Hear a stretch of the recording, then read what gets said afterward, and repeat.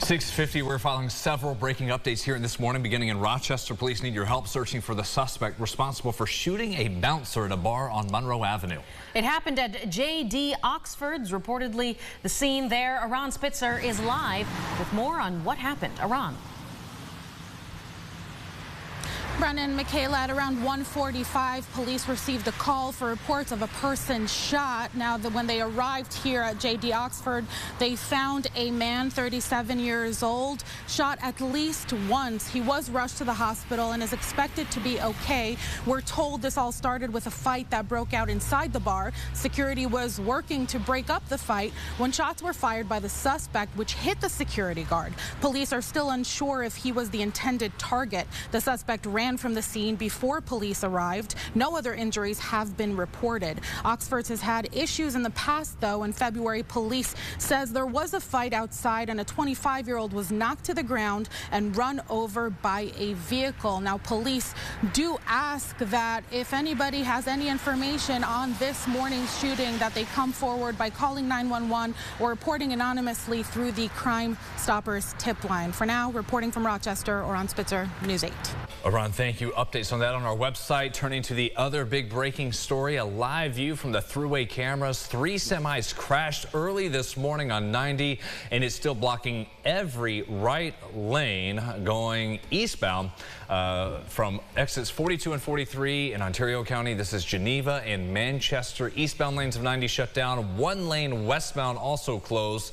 A slow go, heavy backups. Troopers say all injuries there, thankfully, are minor. That will take quite some time to clean up. Elsewhere on the road, sunrise traffic updates at 6:52. East side 590, no slowdowns getting to the split with 490, and 490 on the west side getting in and out of downtown near the inner loop. You see there moving along with decent traffic volume, but no slowdowns. New this morning, this Rochester police investigator who violated department rules as he arrested an EMT worker 3 summers ago will stay on paid suspension until he retires in the spring.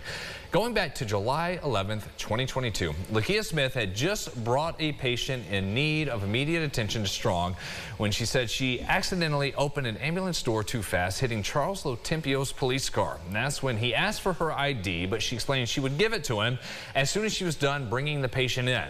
Soon after, the video shows this officer pushing Smith into the registration desk and handcuffing her. In doing that, Lotempio injured Smith's wrist and shoulder, and she was out of work for more than a year.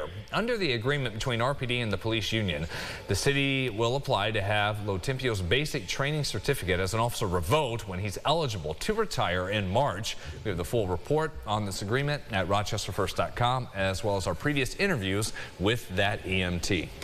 We are working to learn more about this 2-car crash that put 4 people in the hospital. This happened at Central Park and Portland Avenue. State police say this started as a car chase that ended when the suspect vehicle with a passenger inside crashed into another car. That car also had 2 people inside.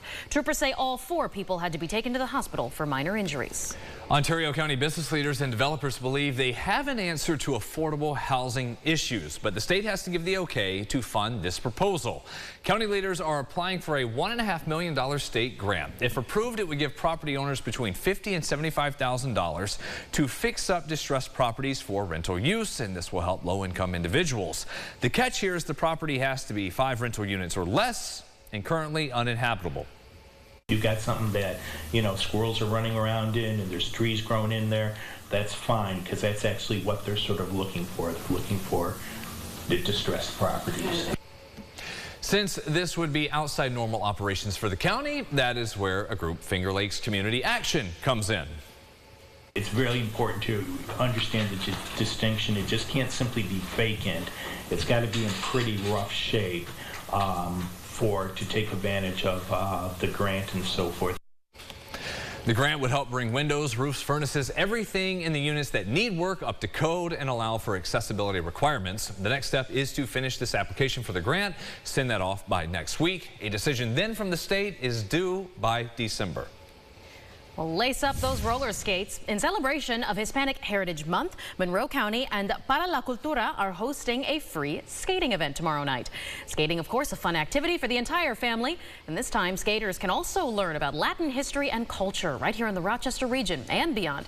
If skating's not your thing, don't worry. There's music, dancing, poetry reading, and face painting all going to be offered here. So if you would like to take part, the fun starts at 7 at Skate Lovers Roller Palace. To our top weather story with Helene moving north. This hurricane targeting Florida. Other southern states will see the impacts of the heavy rainfall. The main concern, as always, with this category, whatever it is, hurricane, will be the storm surge. Yeah, 1 at the moment, but it could certainly increase as Helene is expected to make landfall on the Gulf Coast sometime soon. Federal assistance is already being put in place for rescue and recovery efforts. Say whatever that category may be at the time, James, because now a 3, maybe 4 by the time I had heard there was a potential 4, Yeah, it's incredibly catastrophic, damaging wind gusts at the very front edge when it makes landfall. And then the storm surge, that's going to be an issue. But the heaviest rain of this is not going to be in Florida. It's probably going to be in Georgia, further north of Florida. So that's interesting because it stalls out, it slows down a little bit, and then just dumps. So the threat is not just in Florida. For us, I've got cloud coverage on the weekend because of that storm system. We'll be watching from afar. We certainly will. That does it for us here at Sunrise. Our next update in 30. Have a great day.